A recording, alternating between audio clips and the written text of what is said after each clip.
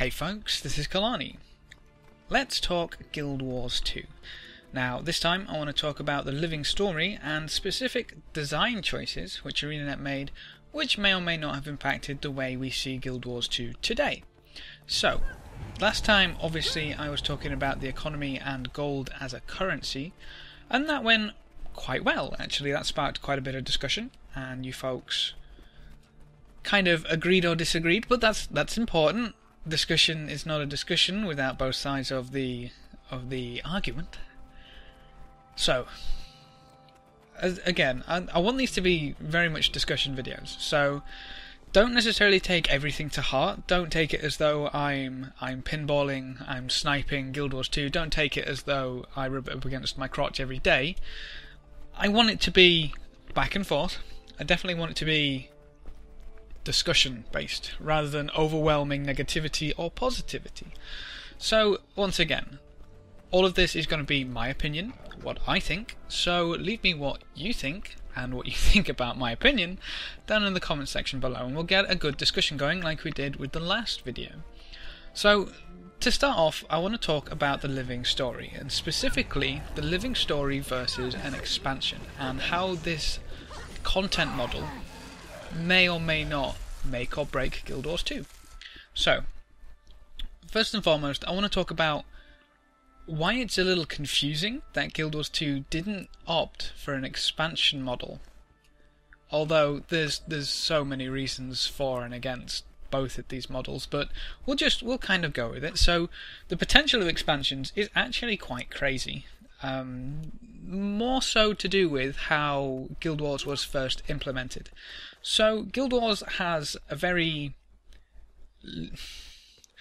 So I want to talk about the personal story, but I don't want to talk about it in such a negative light from the get-go. But the personal story is really good up until about 30, and then it becomes incredibly linear. But it's definitely something which they were experimenting with and does work really well. It tells a story going through Guild Wars 2, the setting how it is right now, and finishes with you killing Zaitan. Now, obviously a lot of people were unhappy with the Zaitan fight simply because you pressed 2, but that's another story. Looking at how they did personal story, and how that kind of worked up to the end of the game story type thing. If you imagine that, let's be honest, Guild Wars 2, the main enemies, the main bosses, who we are going to eventually, hopefully, defeat, are the Elder Dragons. Now, the personal story and the initial installation of Guild Wars 2 led up to the defeat of Zaitan. That was the point. He was supposed to be the big baddie which we were defeating, one of the Elder Dragons, so we could put all right. First and foremost, that's what Traherne was kind of fighting for, to cleanse ore. And then obviously defeat the dragon, because that's a big dragon and he's terrorizing the world. So we got rid of Zaitan. And kind of the way that would evolve into expansions is that you'd have an expansion, and at the end either they'd introduce more personal story, or they'd have it in there somewhere where you would basically kill another one of the Elder Dragons. That seemed to be how I understood it anyway, or how it could have been, shall we say. Which is... right now, there's no indication, no hint, no sniff of any of the other Elder Dragons. When we first got Flame and Frost in the living story, everybody thought this was going to be about Jormag and Primordius? Yeah. So that kind of not happening was a bit of a shock for people, and since its release a year later, we still haven't had any information about when we might take on the next Elder Dragon, which is a little strange when you consider they're supposed to be the main bad guys for Guild Wars 2. Like, they're the reason that guilds and mortals are banding together, among other smaller nuances, such as Scarlet, apparently, but that's kind of where the expansions would come into play. So you'd drop an expansion, and then you'd work through the new set of personal story, living story, whatever it would be, and then defeat the dragon, and then obviously the next expansion would explore further for the other dragons. Now, the other side of that is explorable content. We only have a small part of Tyria right now, and that kind of small section I think people very much hoped would be expanded in expansions, exactly how Guild Wars 2 introduced Cantha and Alona, which is a little strange. I mean, as far as explorable areas go, right now we've only had South Sun Cove really added as permanent content. We had the Bazaar of Four Winds, which was a new zone. It was explorable, but that kind of disappeared with the Living Story, which was a little disappointing. I mean, it would have been nice to go back there and have kind of the bazaar not in use, but the island's still explorable. Even if the bazaar wasn't there, the island would still be there, and it'd feel like people could go there and say, "Oh, this must have been where that bazaar once was. I wonder if that'll come back again." Whereas the entire zone was just removed from the game, which is a little infuriating at sometimes. But along with explorable areas, a new expansion could add this in just troves of content, including Dungeons' new level cap, which, interestingly enough, even with the Living Story approach, apparently ArenaNet are still thinking about, or have been thinking, or have come to the conclusion that they may have to increase the level cap at some point, which is a little strange, I'll be honest. I mean, I can't imagine a level cap increase without an expansion. Maybe that's because no MMO has really done that before, but I mean, to just randomly drop 10 levels, kind of weird. I mean, that could be old news. They could not ever increase the level cap and just keep it at flat 80, even though they've said quite a few times actually that they always planned to increase the level cap. So I guess we'll see how that ends up. But with new explorable zones, you can open up new options for dungeons. I mean, new dungeons can be opened in the existing world, yeah, fair enough.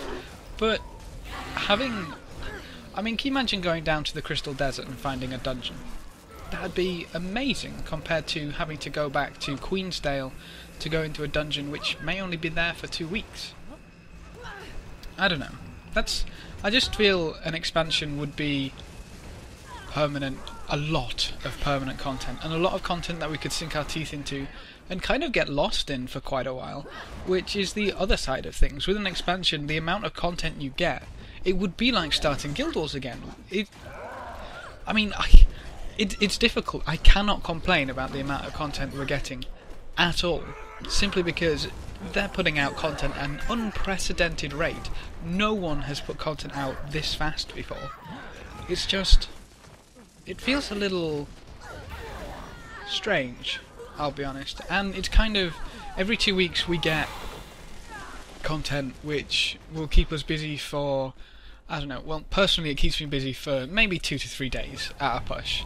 Whereas if we got content, say, every 6 months, which would keep us busy for 2 to 3 weeks, I could see that being a lot.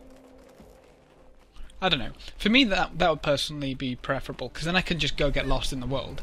Whereas I can see for others who may not have a great deal of time to play, unlike me, could really get annoyed with that kind of content, especially considering you'd have to wait in between the 6 months to get new content. I mean, that's definitely the downside of an expansion or large patch based content introduction. So I don't know, I just wish we could get more explorable areas and more permanent explorable areas with the Living Story, because I honestly think that kind of stuff definitely would have come with an expansion, which to me is a little disappointing. But as I say, this is completely new territory for MMOs to introduce content in this way, so it's still new, which means that we've still got potential for all of these things that I'm mentioning. Now, another thing which is usually quite typically with an expansion would be things like new professions and trade skills. The only problem with this, I can't actually think of a decent niche that could be filled by another profession. I honestly think Guild Wars launched with pretty much everything that they could kind of want in professions, which to me is really strange. I mean, when I saw that there were 8 classes at launch, I was like, okay, does that mean they're not kind of saving anything for expansions? And additional to that, with a trade skill, I think pretty much everything's covered. So we may not see those, which may be a little bit disappointing. We may get some fresh blood in there somewhere. They may think of something. There's a whole ridiculous amount, basically, of things that they could do for new professions. I just don't think they'd settle in very well. I mean, they'd have to kind of...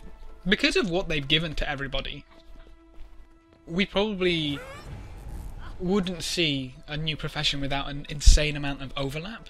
But on the flip side of that, what we could get instead are new weapons. Now, the big one, which was basically talked about at launch, was two-handed axes, because they're not in the game right now. And when approached about it, I can't remember which dev it was, but essentially they said, whoa, let's leave things off, you know, for a little bit later down the line. So we may see new weapons. I mean, you've got a whole myriad of things you could add there. You've got the two-handed axes, polearms, flails. I'm sure there's more. I can't really think of anything off the top of my head which would kind of be different enough to warrant an entirely new skill set. I mean, you could happily throw things like short swords and long swords in there, but that's pushing it a little bit. Just a little bit. So we may see new weapons, but again, that could be added with Living Story. Now, the other thing would be skills and traits on this whole ballpark of adding new stuff, which is basically what an expansion would have to do, and let's be honest, that's what we want in content. New stuff is good. New skills and traits. We've already seen new skills, and traits have had an insane amount of reiteration, which is actually really good. Balancing and reiteration is really good in the trait trees to kind of trim the fat, get rid of anything which would be undesirable, boring, that kind of stuff, which is really good. But so far we've only had a new healing skill, which, while quite interesting, didn't really live up to par. I mean, it's got quite a few interesting uses in World vs. World and Zerg play, which is pretty cool, but you have to be relatively close to each other, and in solo play it's pretty much worthless. But the point is, we have seen a new skill, which is the first step forward. Now, expansions, whereas people would say, whoa, I don't understand, why is Guild Wars 2 not having expansions? This is like pretty staple in everything that an MMO is. Well, yes, but think about some of the drawbacks of an expansion. You have to wait so long between expansion patches. The best example is that during World of Warcraft Wrath of the Lich King, we had the final patch more or less for nearly a year before we saw the next expansion. A year with only some minor changes, only one rather not really well received extra raid there, back with Hallion. That was interesting to say the least. Basically, no content for a year is pretty damn boring, and for a game which relies quite heavily, in fact almost solely, on its player base playing. They have to play in order to be interested in buying gems for some vanity items. Then, you know, you kind of got a problem if people are bored for a year. So, very long time investments for expansions, whereas you do get that real huge influx of content, which is absolutely amazing, for you to get lost in for however long. You do then have to wait quite a long time before you can experience that again, which may be time enough for you to not really feel the pull of such an MMO. I mean, can you imagine if we only had what we got at Guild Wars launch and are now thinking, even thinking about getting an expansion?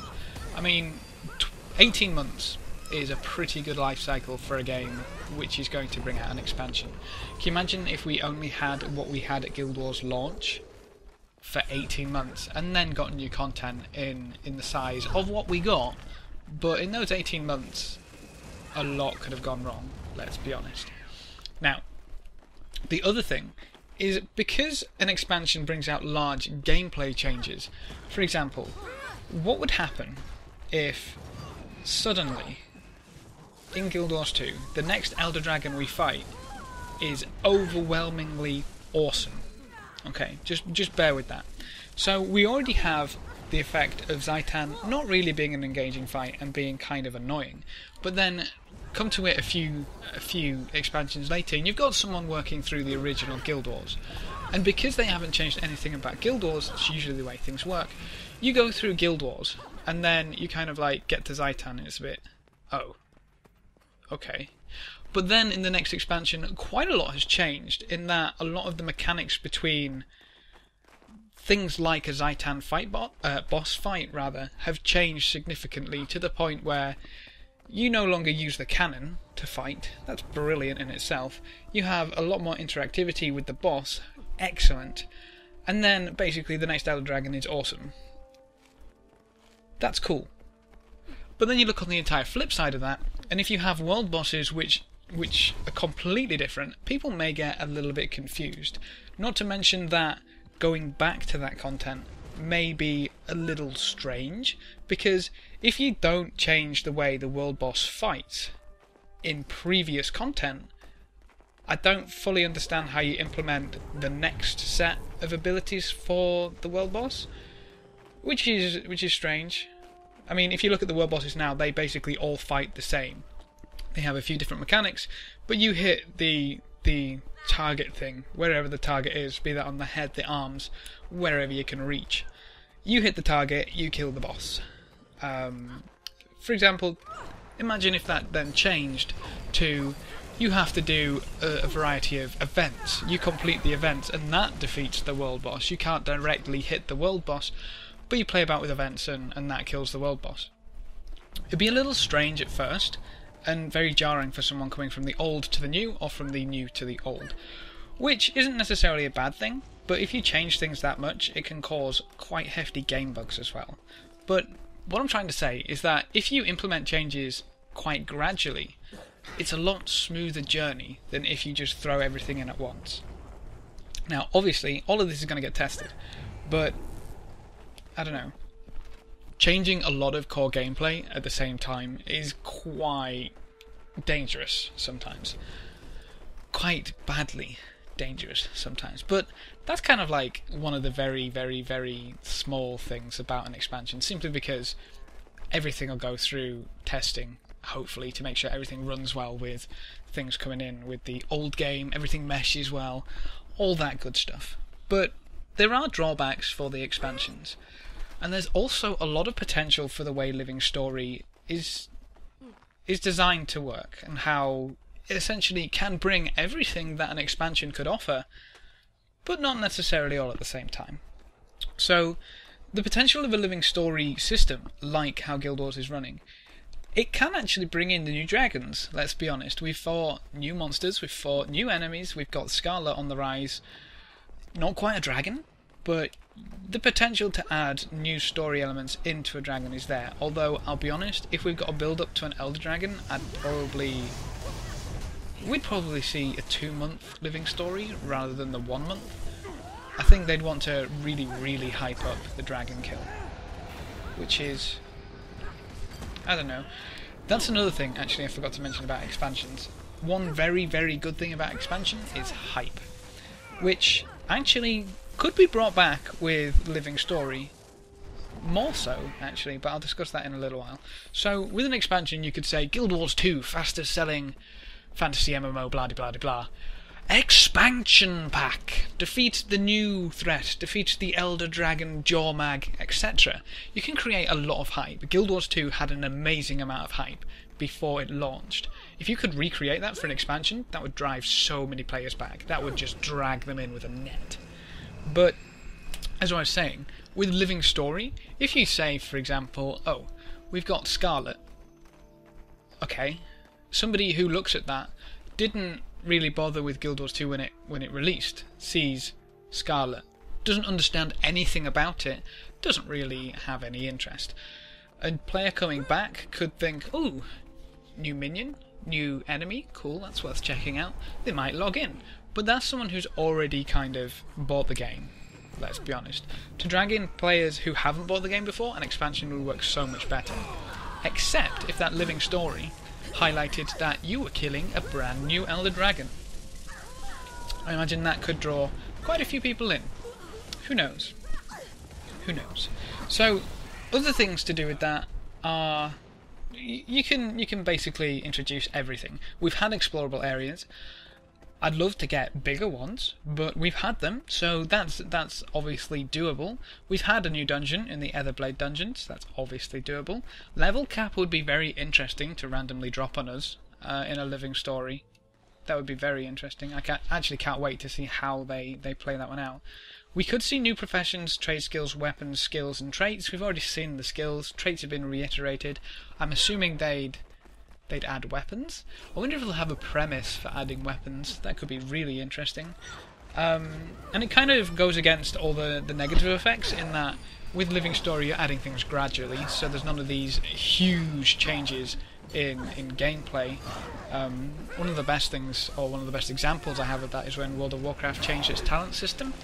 It was incredibly jarring, or it could be incredibly jarring for people coming back to the game and suddenly their 70 odd talents turned into 6, 7, which was interesting in itself, but I mean it created a lot of opportunities, but it was incredibly jarring for some people, incredibly so. So everything's kind of introduced gradually, and there's no large time gap. I mean, we're getting content every 2 weeks, guys. 2 weeks! That is incredible content. That is, no other MMO has managed to get content out that quickly. That kind of should put things into perspective. It's quite ridiculous. But so it is an amazing content rate, but right now the negativities of the Living Story is that we're not really getting any permanent content. Can you imagine? Just bear with me. Can you imagine if you got Guild Wars 2 now, got to level 80, and then had all of the Living Story we've had so far, and you could go through it at your own pace? You could play...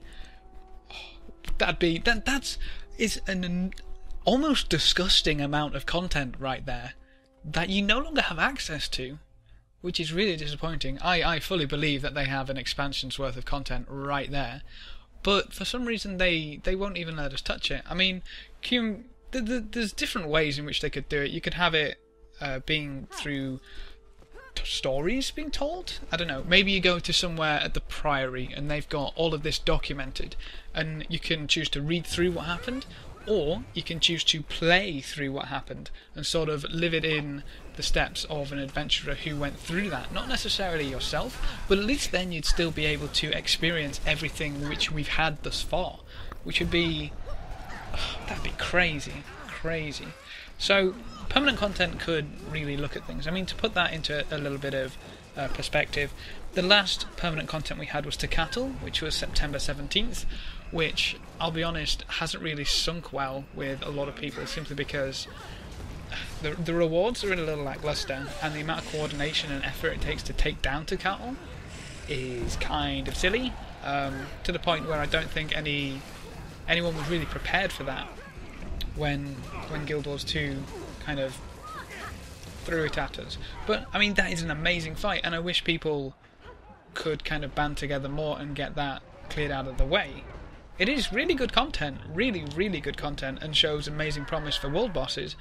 It's just, it's a bit awkward in how they implemented it, because it's obviously open world, it's an open world event, meaning that you can't decide who's there, and obviously anyone stood AFK there is going to be a little bit of an issue. Not to mention anyone in the zone limits the amount of people you can then get into the zone. While none of those should be a bad thing, anybody looking to kill Cattle will look at them as a bad thing, which is bad in itself. So before that, the only other permanent content we had was the Etherblade Retreat dungeon, which is still there. Obviously that's a path down in Twilight Arbor, but that was back in June. So we haven't had a lot of permanent content to go by, which is a little bit annoying. But as I say, this whole system is kind of trial by fire and a work in progress, meaning that we're going to have to learn along with ArenaNet. Look at how far they've come so far. It's amazing to think, back with Flame and Frost, how long we had to wait for that little story act to complete. Now we're getting content every 2 weeks. 2 weeks. That is incredible. But because it's a work in progress, anything they implement may feel unpolished, which is a little bit disappointing at times. But as I say, we're essentially learning along with ArenaNet, and I'm sure they have a plan to kind of get us through it, which will be amazing. But as I say, the content they put out is amazing, but it only lasts me personally a few days, if that. After 48 hours, I'm probably gone doing something else, farming something else, maybe even in another game. There's no sense of decent story progression, I feel. We've got the Scarlet arc right now, and it's kind of... it feels very much like, aha, my new villain, here, play with them. And then it kind of moves on to the next one. But what bothered me the most, especially about this one, is that we killed the toxic hybrid, but nothing was said about it. Nothing was like, oh ho, we defeated the toxic hybrid, now we can have fun. Or, we stopped their dastardly plans. You know, I would have gotten away with it too if it weren't for you kids and that etc. You know what I mean? There was nothing. We kind of killed it and then went back out into the tower and not another word was said. And we also just like let Scarlet walk away. I don't know. I really don't know. They could be playing the huge overarching story game. It's just not immediately obvious, which is a bit disappointing. And the other thing, where the hell are the dragons? We have not heard a wink of a dragon in the year we've had Guild Wars. I would have expected... I mean, the amount of dragons that we're supposedly going to have to kill, we haven't even heard any of their plans. We don't know what their we don't even know where they are. So... well, I guess we know where some of them are, but... oof, yeah, I don't know. I really don't know. I mean, with Jormag, I'm assuming he's in Northern Shiver Peaks, which means we'd probably get that as playable, explorable area when we do get the patch to go kill him, or play with him, or try and kill him. I don't know. I really don't know. But right now, they seem to be focused on Scarlet, which to me is saying, dragons? What dragons? If you kind of catch my drift. That's kind of one of my main pet peeves right now about the living story, is that it doesn't really seem to be going anywhere to the point where we could see it quite plainly where the living story is going. I mean, right now I assume we get to the point where we kill Scarlet and then a new arc starts. Cool, I guess that's cool, but I mean, if Scarlet just kind of up and dies, that was a little disappointing. I don't know. I really don't know. Really don't know. But that's kind of really all I want to talk about in this video, actually, seeing as that's run over quite a little bit. So, kind of rambly and ranty, as per usual, but just a few things I wanted to get off my chest into the air for Living Story and kind of Living Story versus expansion. Interestingly enough, I think Living Story is an amazing way forward. I just wish they'd add more permanent content. But, actually, I wanted to say one more thing, and that's about the Living Story and why we may not be getting permanent content. If you imagine right now they have 4 teams working simultaneously to deliver us two-week updates every single 2 weeks. So one team, we'll call them Team 1 for simplicity, works to provide content for a month of Living Story, essentially, in two-week installments, and then Team 2 is working on the next one for two-week installments, etc, etc, etc. The problem, I think, or what could be related to why we don't get permanent content, is because all of those 4 teams are working together at the same time. Now, what this means is that a permanent feature which Team 1 implements will have to be implemented in its fullest, polished, bug-free form before Team 2 can work any content around that.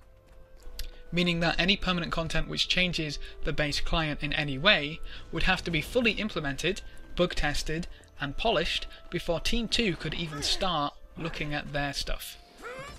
Which obviously would not be ideal, in fact wouldn't be possible at all, simply because they're working simultaneously to deliver this content. They're not working for a month to deliver a month's content, they're working for 3 months to deliver their month of content, and then they kind of cycle around.